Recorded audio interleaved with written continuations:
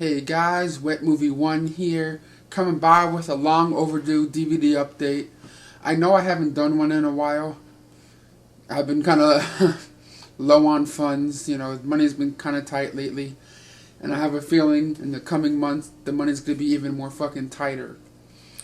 I'm not going to be able to get into that. I might talk about it in the future. But hopefully everything works out okay. But like I said, I didn't really get a grip load of stuff like I would show you. I got stacks like this, man, stacks for days or anything like that. Like this time around, I pretty much got what I really wanted to see. I really wanted to get, not just like, I'm gonna get it and see if it's good. You know what I mean? So because I've been real selective lately. I was talking about this with the artist V1 here on YouTube. Link to his channel will be in the description box. Me and him talk for like hours sometimes on Skype and stuff like that. And he said the documentary was okay, and it wasn't really probably not really worth buying, but he checked it out on Netflix or whatever. And he's like, yeah, that's cool, you should watch it on Netflix. But my dumb ass went out there and bought it. But that is the Big Show's A Giant World. It's a 3-disc set, and the first disc is the documentary, which is like not even a whole hour long. I like the Big Show. I think he's cool. Maybe it's just because he's a big guy. I'm a big guy. I'm not like a big guy. I don't have like a disease or anything. Well, I might, but I don't know. But yeah, it's a nice little 3-disc packaging here. Which I didn't even watch the extra 2 discs with the matches and stuff, but I just watched the documentary. It's okay. It's nothing special. He's cool as hell. Big Show was cool as hell, but like my buddy said, like the artist version 1 said, check that shit out on Netflix streaming or whatever it is. No, it's alright, whatever. I might get rid of that, I don't know. And this next thing came out this past week. And I just got finished watching it, not but like 5 minutes before making, about 5 minutes ago or so, 10 minutes maybe, however long it took me to take a piss. But that is the true story of WrestleMania on Blu-ray. It was pretty entertaining. They even had extra footage from WrestleMania 9, I believe it was, when you see Yokozuna walking around with like his little friend, his little son or something, or some little kid, and just like little added stuff that you didn't see in other editions of DVDs and things like that. Yeah, we see people walking around just having fun with each other, and it just takes you from the first WrestleMania all the way up to the WrestleMania 26, where it talks about it a little bit. Pretty much they skip over a few WrestleManias and things like that, but for true wrestling fans, it's worth checking out. And if you guys are into wrestling and WrestleManias and stuff like that, there's a YouTube channel on YouTube called Retro Wrestling Night. There's a guy, my buddy on there right now, CK, or crazy, Creepy Kentuckian, is doing a retrospective of all the WrestleManias right now. If you want to go to his channel, check it out. He talks about each WrestleMania in depth, or as much as he can, about WrestleManias and stuff, and most likely he already has this, and this seems pretty sweet too. Because since I've been watching those videos of his and watching this, it's like I know a little bit more what's going on, because I'm not like a super fan of wrestling. I used to be, but I got kind of out of it the last like probably 5 or 6 years or so, or more, since I started working and things like that. But hey, that's life, you know what I'm saying? But the true story of WrestleMania was pretty cool. It's about 2 hours long. It's pretty sweet, and there's a bonus disc on there of just matches and things like that. But I got Weeds Season 6 on Blu-ray. I just absolutely love this show. The Botwin families, like they're crazy, but they're just fun to watch in this show. If you guys have seen this show, you guys know what I'm talking about. It's just, I don't know, it's just totally my style. I totally dig on this show. Like this show and Entourage are like the 2 shows I feel like I can just watch every day, all day. You know what I mean? Like constantly. You know what I mean? If it kept coming out with an episode every day, I'm down to watch that shit. I don't know, man. I just like following the lives of these guys. The same thing with Entourage people. It's just really cool that, starts off where the last one ended and stuff like that. Oh man, it's just really cool. You guys gotta, if you guys haven't got into the show Weeds, you gotta check that shit out. You will love it. Well, I hope you will. Shit, I do. Well, this next one I picked up is got off of eBay. Kind of pricey, but I wanted to see it really bad.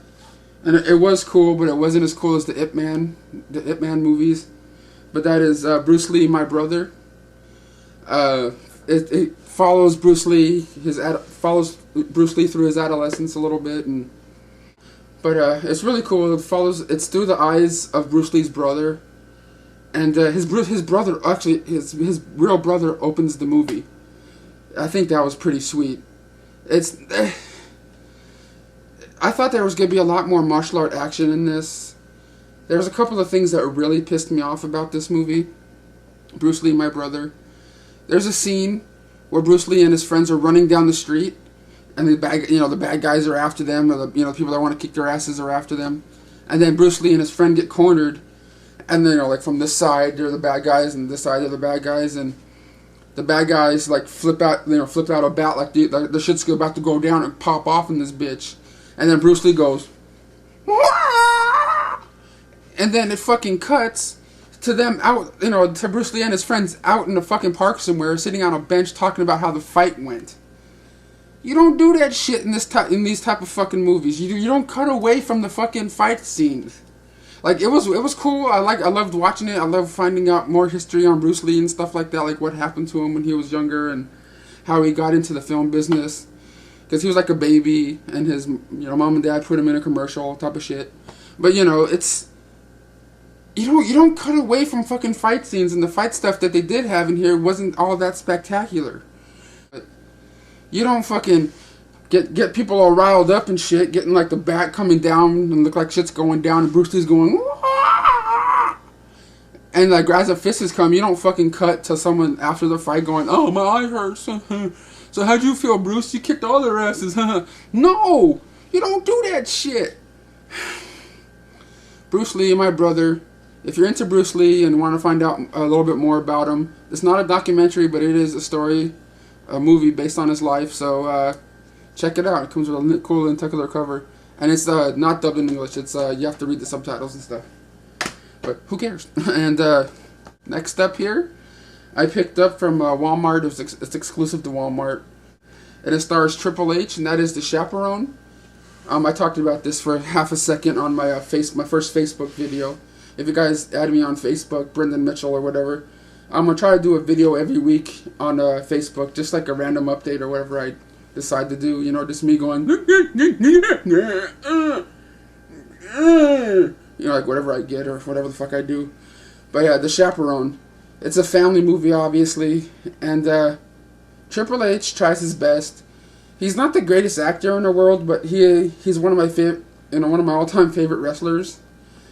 And, if you guys are into family movies, kid family movies, it's not that bad. It's actually, worth watching if you're into kids movies. Like, I love kids movies back in the day, like, Blank Check, and it's not as good as that stuff, but, it's not complete shit or anything. It's just, I like the chemistry between Triple H and his daughter in this movie, and the lady that plays Lisa Simpson in The Simpsons is in this. It's worth watching. I don't know if I would go out and just buy it or anything. If you can find it to rent somewhere, that'll be probably the best bet for you. But The Chaperone, it's okay, not terrible. And next up here, I watched this movie with Sean when I went up to San Diego and stuff to hang out with him, and that is Jackass 3, the Blu-ray of Jackass 3. It comes with the unrated version, or the unrated version and the theatrical version. The only thing that sucks about this, I know people that already talked about it and already got it and talked about it in their updates about the 3D version is only on the DVD with those dumbass, paper glasses and shit. Like, so people that have 3D TVs, I don't give a fuck. I don't have a 3D TV. But people that, invested in those 3D television sets are going to be fucking pissed if they wanted this in, the the cool 3D with those, you know, expensive ass glasses you can buy for your home viewing and shit. But this is really a really fun movie. I talked about this in one of Sean's videos in the past, or Cool Duder's videos, and some of the guys in there, I don't think they really want to fucking do this anymore.